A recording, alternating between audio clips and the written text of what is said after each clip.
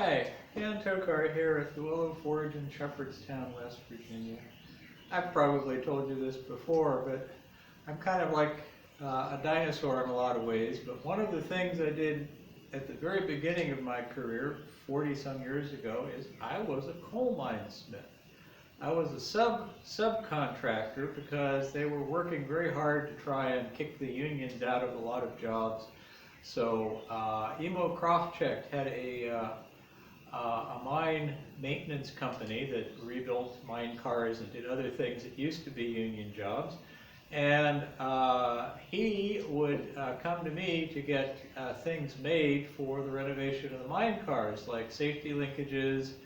He'd also get me to make survey augers and, well, just miscellaneous things that the mines needed. So, why am I telling you all this? Well, one of the things that I made just piles of were these safety linkages. That's what this is. That's a 5/8 inch thick round rod that makes a link about the size of your hand.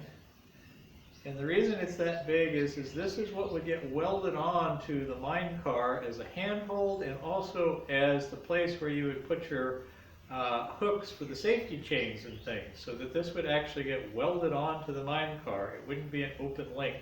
It's one reason why there's this seam right here which wasn't welded shut.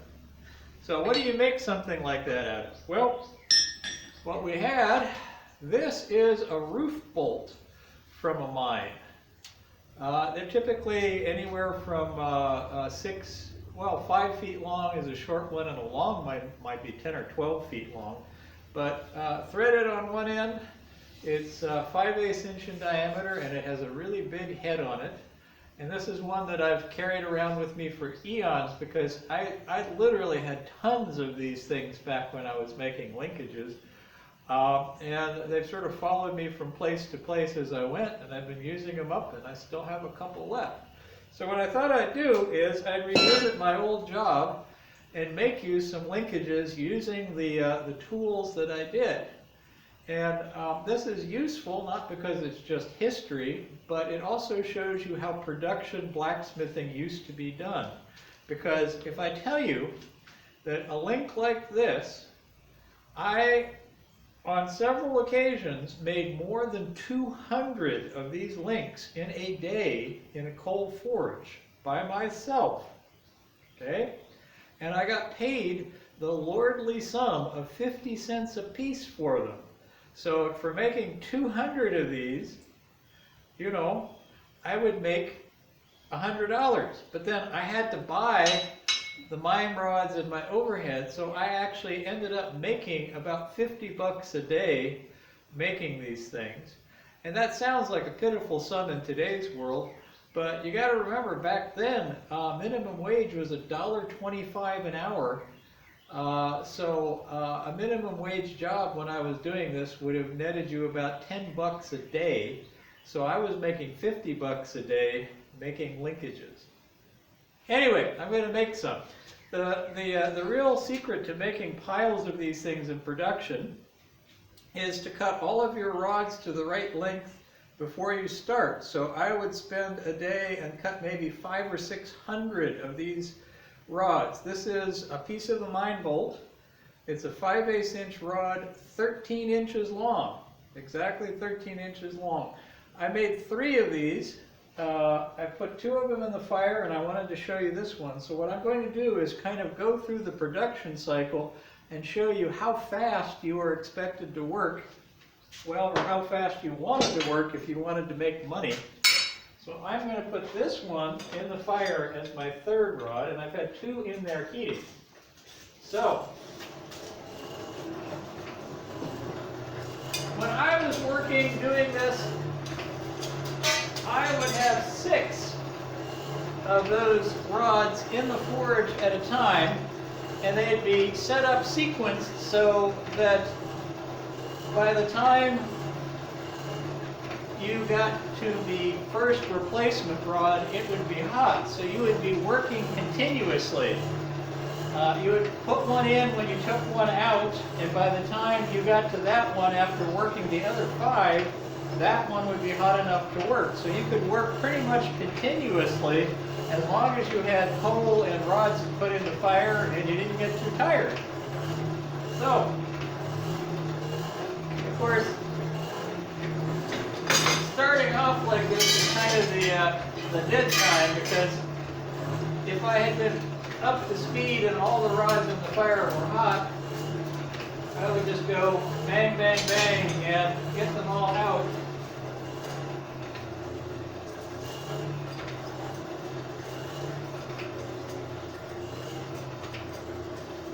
This is also part of the thing about fire control, because if you're going to do production like this, you have to be able to maintain your fire and not have any hot spots or cold spots, because you want each one of those rods to come up to temperature evenly,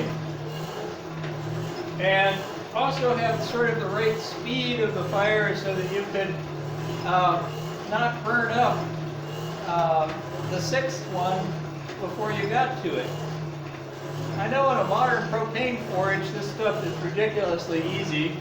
You can just put a stack of as many as you want in there, and they'll stay at whatever temperature the forge is, and you can control the atmosphere and not burn it up. But again, I'm trying to explain to you what it was like when I was doing this eons ago. This is the sort of thing that I hope I remember how to do this. I only made a couple of thousands of these things, so maybe I won't remember how to do it. But the other important thing that you need to do this job is a pair of link tongs. That's a pair of tongs with a jig built into it, which is the inside part of the chain link. That chain link is made on that pair of tongs. Alright? That way you'll understand what I'm about to do.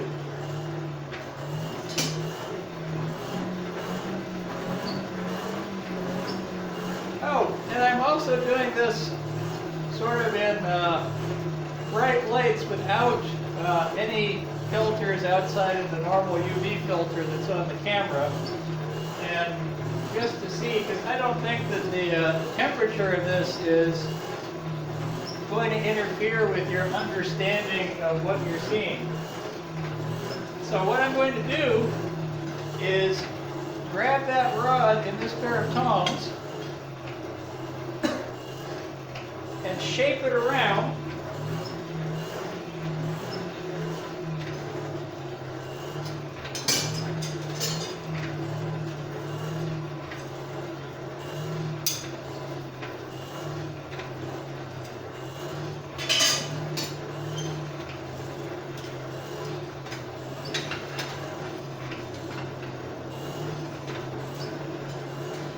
There, we'll get going here.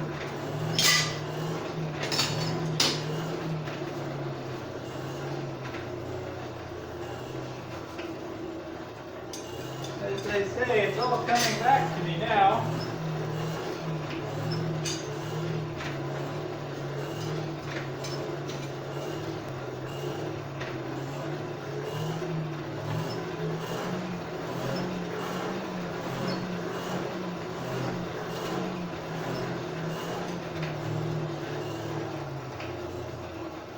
Okay, so you put the rod in there.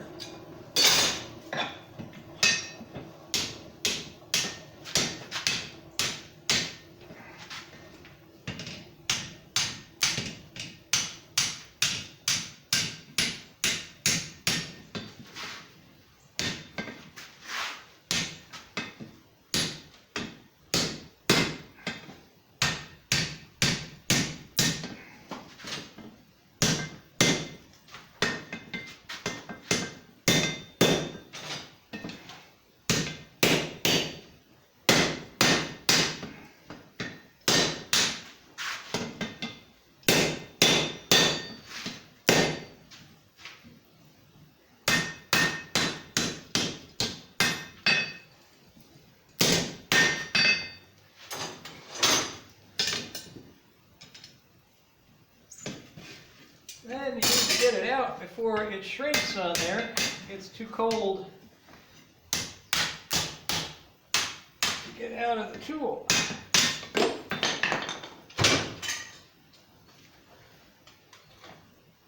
That's the first link.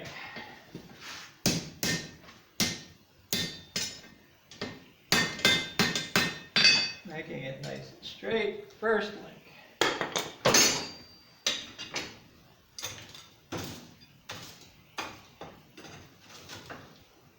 Second link.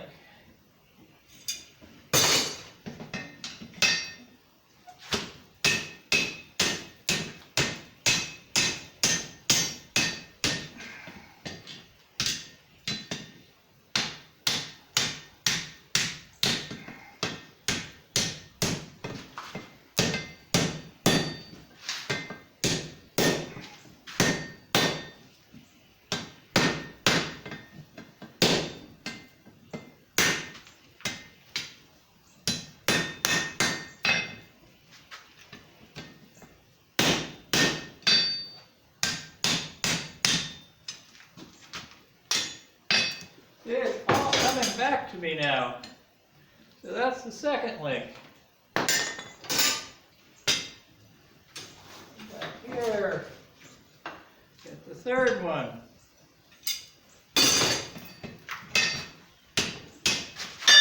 Great. I gotta watch what I'm doing here. Getting a little too excited.